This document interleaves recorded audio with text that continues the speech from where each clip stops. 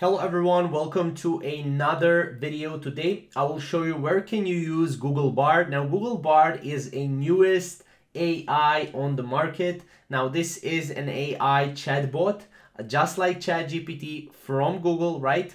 And as you can see right here, this is basically the website where you want to go. So when you just go to the Google, type in Google Bard, you will be able to go here. As you can see, you have bard.google.com. Once you go to this website right here, as you can see, basically here you can see Meet Bard, your creative and helpful collaborator. Help to here to supercharge your imagination, boost your productivity, and bring your ideas to life.